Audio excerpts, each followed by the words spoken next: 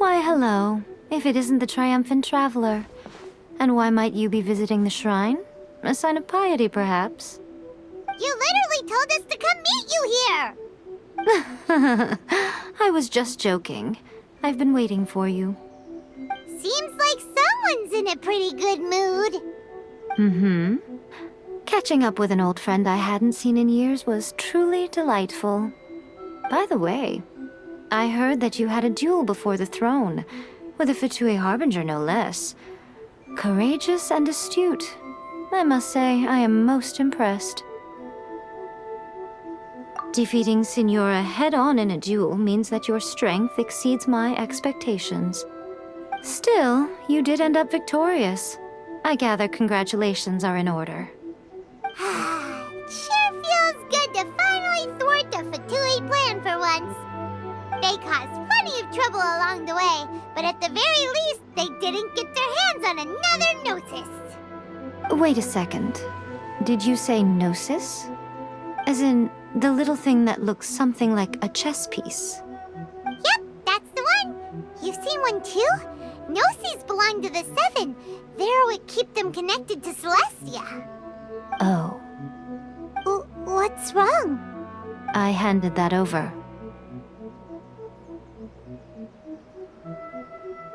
You did what now? Well, how else was I supposed to save your skin from the Balladeer exactly? The Balladeer is number 6 of the Fatui Harbingers. In terms of strength, he is superior to Signora. I'm not the kind of person who risks life and limb for any old reason. You did... for once, Paimon just does not know what to say. After A created her puppet vessel, she no longer had anywhere to put it. As her erstwhile closest friend, A handed it over to me, and I've kept it in the Grand Narukami Shrine ever since. She no longer needs the power of the Gnosis, and in any case, she tells me she has severed ties with Celestia.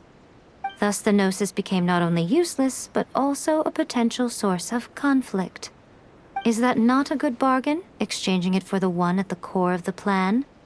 Judging by the results, at least, I dare say I struck a good deal. When you put it like that, Paimon has to agree. The Traveler is worth more than a Gnosis.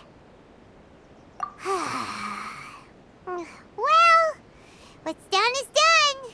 And I hardly think we'll be getting it back now. Let's leave the past in the past. So anyway, you still haven't told us why you called us here today. It's to thank you. Really? You intend to travel all over Teyvat, and the time has come for the Inazuma leg of your trip to come to an end, has it not? As a mark of my gratitude, I will answer any questions you may have about the road ahead or the events of the past. What would you like to know about? That puppet was built with technology that has been lost to time. Perhaps she, as a god, is the only one privy to the knowledge of its origins. Still, there's one other thing on this topic that I suspect you may be curious to know. Before A began modifying her own godly form, she took it upon herself to create a prototype puppet. So, you mean there are 3 Raiden Shoguns? No, the prototype was merely a proof of concept. Its appearance and intellect were not based on A. It was a test. The original plan was for A to simply discard it. But perhaps A thought this to be too cruel, because in the end she chose only to seal the power within it. Later, this puppet wandered Inazuma as an ordinary human male with his own consciousness, until the Fatui took an interest in him. Ugh, not the Fatui! Some eccentric geniuses in the ranks of the Fatui made adjustments to the prototype, not only unsealing his power, but very likely rendering him even more formidable than his original specifications. The object of divine creation is now the one who has taken possession of the Gnosis, and the prototype puppet is now known as the Balladeer. What a crazy story! It is, isn't it? Who can say whether it's coincidence or destiny? I'm surprised an outlander like you is aware that there was once a change of Electro Archon. Few citizens of Inazuma are aware of this. Morat's told us. He said that the Electro Archon Ball has passed away. Yes. The truth of the matter is that there were two twin gods, Baal and Beelzebul. Twin gods? They won the Archon War together, and when Baal established the shogunate, Beelzebul became her Kagemusha, or shadow warrior. In other words, she acted as Baal's body double. Beelzebul is A, with whom we are now both acquainted. Baal's name was Makoto. As far as the world was aware, there were not two, but one. They complemented each other, and they ruled Inazuma jointly, so there was no need for the public to know the truth. In fact, the name Baal and the title of Raiden Shogun was understood to refer to both of them. Right up until... Until what? Makoto died several hundred years ago in a war that I was not personally involved in. Since then, A has assumed the shogunate. Losing her sister must have been super hard on A. That was when A began to change. Makoto was her greatest loss. Paimon feels like she understands A a lot better now after finding that out. So what kind of god was Makoto? I didn't spend a great deal of time with her, but my impression was she was a gentle god, who in each moment cherished the beauty of what was before her. Wow!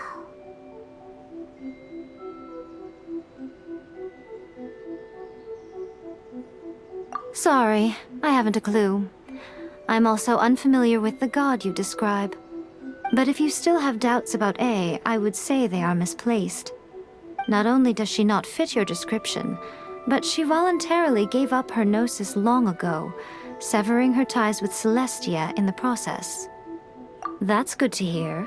Otherwise, given that I'm her familiar, it could have made our relationship rather awkward, don't you think?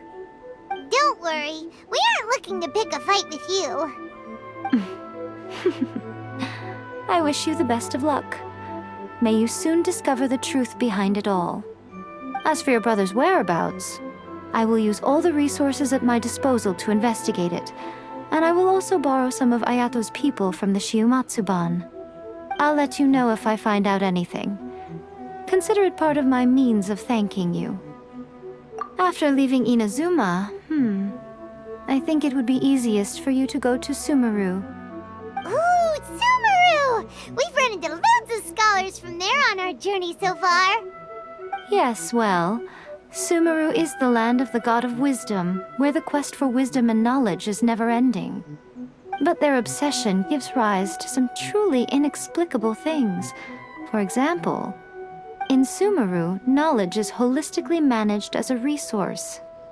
Knowledge is a resource? Yes. I don't know whether it was the sages or Lesser Lord Kusanali who came up with the idea. Lesser Lord Kusanali? That's a cute name. Oh, you haven't heard. Lesser Lord Kusanali is the deity in whom the people of Sumeru place their faith. It's their chosen term of endearment for her. I'm sure you must have some things to discuss with her too. I wish you... Are you sure? Okay then. Oh, keep it safe. Is that all you intend to do with it? There was me thinking that you might hang it around your neck to show off to the world, telling everyone who inquired that it was given to you by none other than Yae Miko, the wise and beautiful. Who in their right mind would do that? Okay, I'll stop. Now, a question for you. Traveler, what is your ambition? I see. But that is merely a small goal, based on what preoccupies you here and now. Your ambition should be something that transcends the world below and the starry sky above. Something that shines in unison with fate itself. Perhaps the reason you do not possess a vision is that such an ambition has yet to be engendered within you. It's a possibility. Continue on your journey, and maybe that moment will come to pass.